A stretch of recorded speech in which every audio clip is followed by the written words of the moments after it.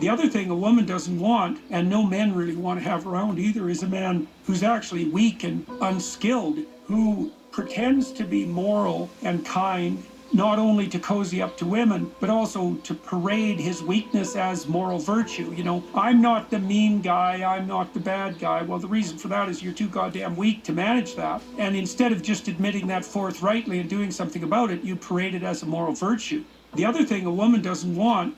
The moment a man is okay with or without sex, he can take it or leave it, but you can't manipulate him through sex. He's a powerful man. Women respect that. But when a woman knows she can manipulate him through sex, she can no longer respect him. And he can't make good judgments. His penis will decide who he falls in love with. So if you can remove pornography from a man's world as soon as possible and as early as possible, the better it is for you. Men are always testing you, whether you realize it or not. They are sitting back with their hands folded and just watching you from the corner of their eye. Let me see how she's going to react in this situation. Let me see how she's going to maneuver if I say this. Let me see what kind of woman she is if I ask her to go pick up a $20 meal while she's on her way to my house. Let me see if she's nurturing. Let me see if she's a wife. Let me see if she'll be a good mother. Let me see. And a lot of you women are failing in flying colors. Like, they're so easily failing because you're so worried about getting God. So you're so worried about trying to sprinkle. It's a possibility that there's a great man in front of you that you are just going to go ahead, you're stepping past and letting him just pass you by because of your own ego. Women always talk about they want to feel safe, secure, loved, admired, this, all of that. And what is your man supposed to be? Over there just twiddling his thumbs? How is he supposed to feel? Men are always testing you. Whether you realize. Date the girl who wants everyone to know you're together, the girl who makes her feelings obvious to you. I believe that God actually exists. Date the girl who wants everyone to know you're together, the girl who makes her feelings obvious to you, the girl who invites you to see her family, the girl who holds your hand in public so boys know she's taken. I believe that God actually exists. Date the girl who wants everyone to know you're together, the girl who makes her feelings obvious to you, the girl who invites you to see her family, the girl who holds your hand in public so boys know she's taken, the girl who misses you when you're gone, the girl who is honest with you even if it's hard for her, the girl who makes plans with you, the girl who introduces you as her boyfriend, the girl who calls instead of texts, the girl who cares about how your day was, the girl who asks to see your beautiful face, not your news, the girl who talks to her mom about you, the girl who puts effort into your relationship, the girl who wants to take cute pictures, the girl who is loyal, the girl who loves you as deeply as you love her. Some people may say this is a lot to ask for, but it's simply respect, something everyone deserves. And there is saying that to love someone deeply gives you strength. Being loved by someone deeply gives you courage.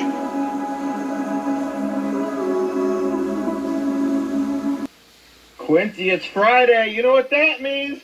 We're going to the strip club.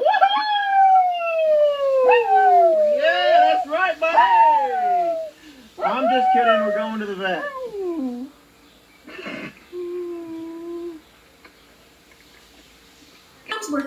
The key for a man is self-control.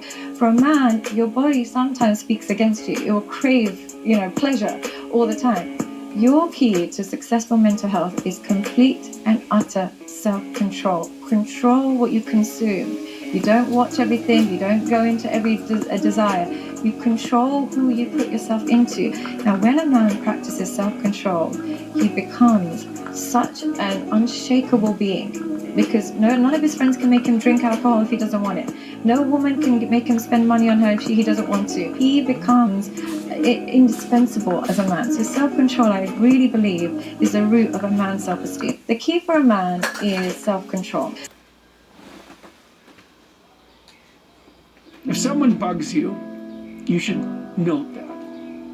And you shouldn't do anything about it.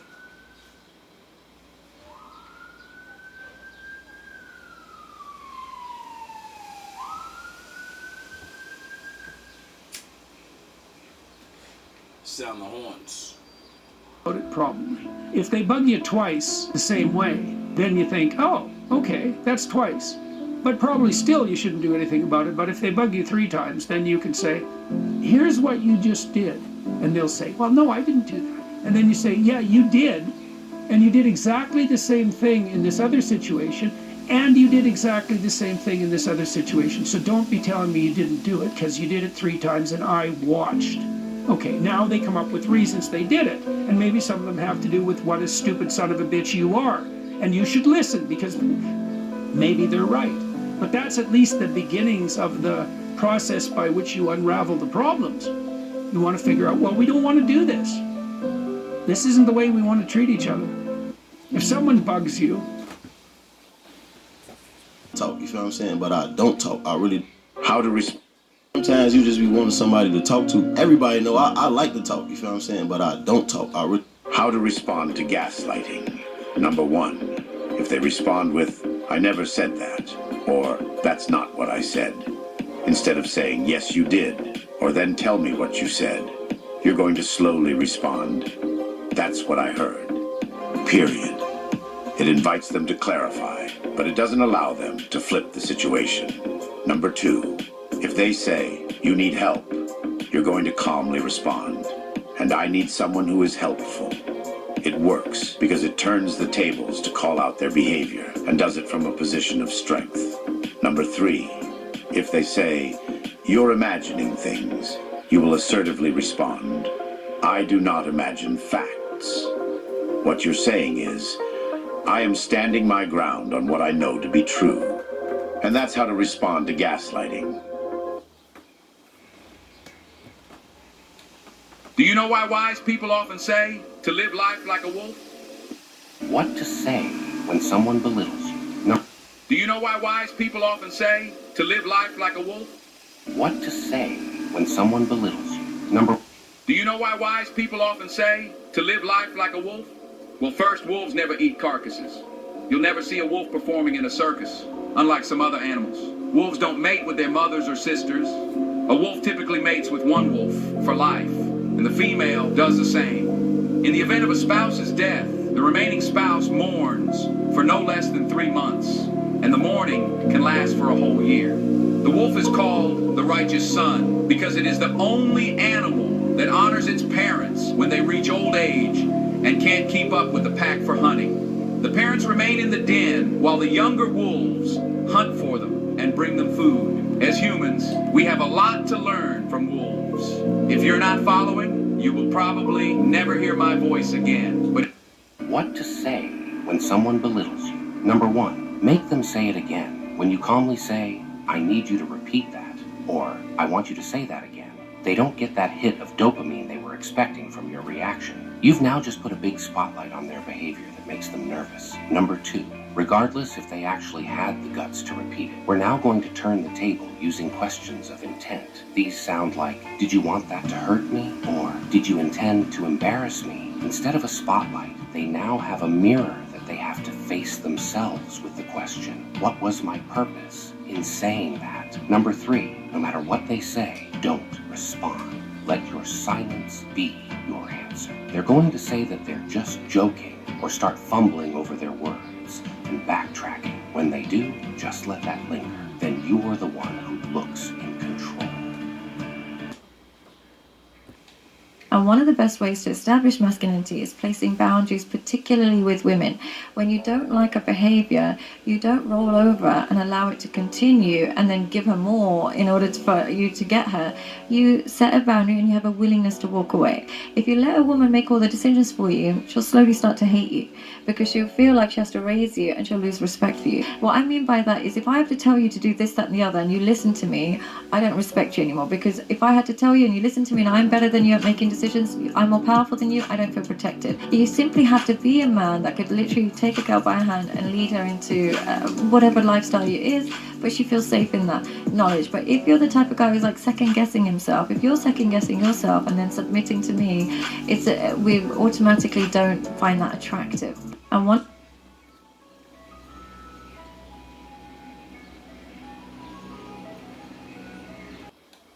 when you meet a man who is such a safe bet and so secure, submission is a natural consequence. Now, if you refuse to do that because you don't see, like, it just goes against everything, the narrative you've been taught, you're depriving yourself of a really beautiful relationship. I'm not saying submit to every man, but a good man who cares about your well-being, you'd be a fool not to submit to him. You'd be a fool to argue with him. You'd be missing out on a great connection simply because you want to maintain your independence. But independence is overrated. Today we're cutting through the nonsense about opinions. People's opinions, they don't matter, they don't define you, they don't control you, and they sure as heck don't determine your worth. Stop caring about what others think. Their opinions are just noise, irrelevant and powerless. This is your life. You're the one in control. Letting other people's thoughts dictate your actions is a waste of your time and potential. Be unapologetically yourself. Go after what you want with relentless determination. Those who matter will respect you for who you are. And for those who don't, forget them.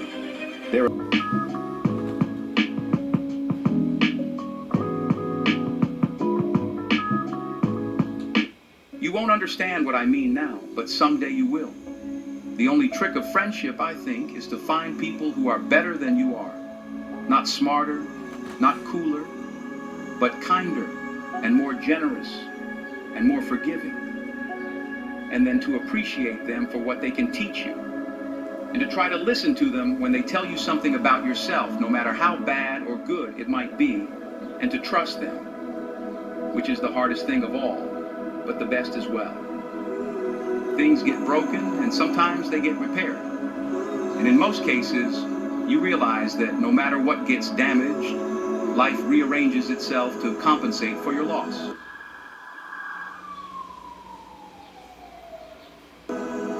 Sometimes wonderfully. You were treated horribly. You came out on the other end. You were always you. But what was happiness but an extravagance?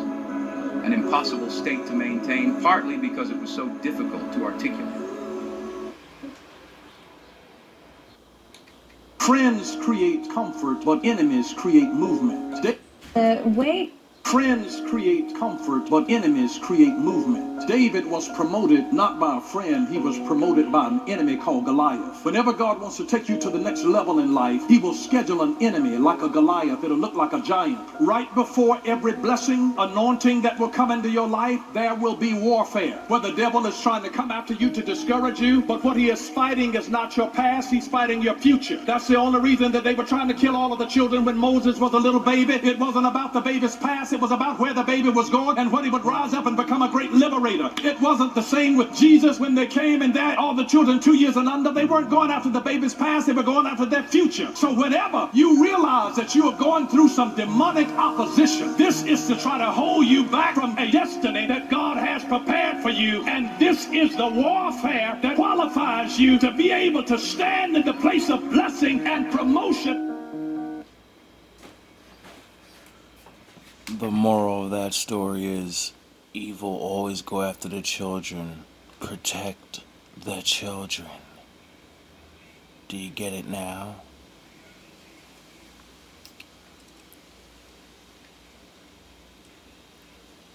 This is why you need a man.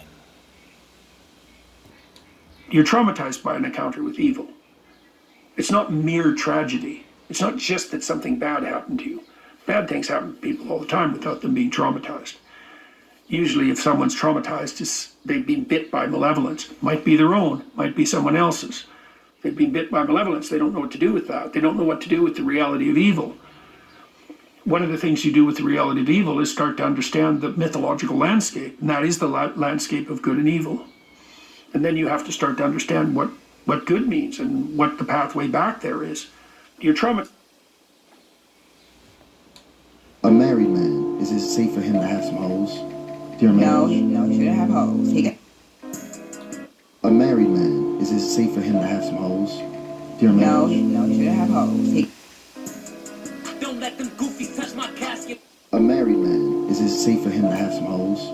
Dear man. No, he shouldn't have hoes. He can have a side chick, but he can't have hoes. Hoes are dangerous. Yeah. Oh. You really only can fuck with hoes when you're on the come up and you don't have nothing to lose yet. Side chick she's dependable, she's trustworthy, she knows exactly what her job is. She's not gonna shit up. Yeah, that's a good side chick. Okay, some men try to make hoes side chicks. You can't do that. Because hoes will expose you, exploit you, tell your business. You can't do that. Now you have some women who are side chicks. Some women are not mentally capable of living with a man full time. Like some women will tell you, I need him to give me something and go. Some women cannot live with a man, whether it be due past trauma, it could be her personality type. So those are the women normally who are ordained to be side chicks, and they going to know me and him don't got no bills together, no kids together, it's strictly fun. My job is to not bigger our business private. A married man, is it safe for him to have some hoes? Clear signs of maturity. 1, when you know the other person is lying, but you just smile and let it go. 2, you understand life is cool when nobody knows anything about you. 3, you realize. Clear signs of maturity. 1, when you know the other person is lying, but you just smile and let it go. 2, you understand life is cool when nobody knows anything about you. 3, you realize your mental health matters way more than any relationship. 4, it has become 10 times easier to outgrow your lazy and unambitious friends. 5, you learn but never take advice from people who are not where you want to be in life. 6, you never force anyone to choose you. Instead, you let people do whatever pleases them. 7, you understand no one owes you anything. You play to win your own battles. 8, you have realized that you are not responsible for other people's happiness.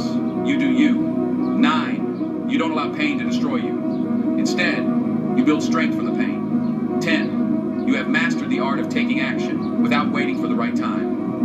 Next time on Dragon Ball Z, 9 minutes of Vegeta fuming, 11 minutes of Goku fretting, plus somebody throws a punch. To find out who, tune in next week to Dragon Ball Z.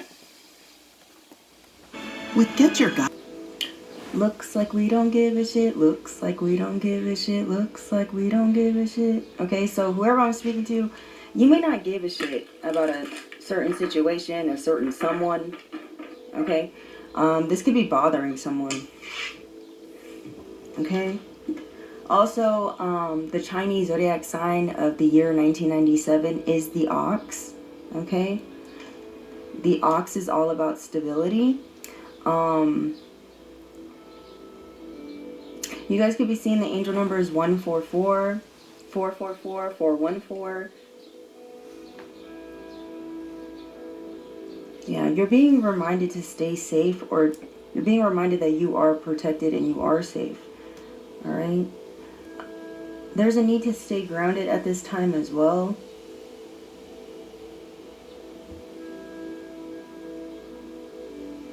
Some of you could benefit from listening to the frequency 432 at this time as well, is the vibe that I'm getting.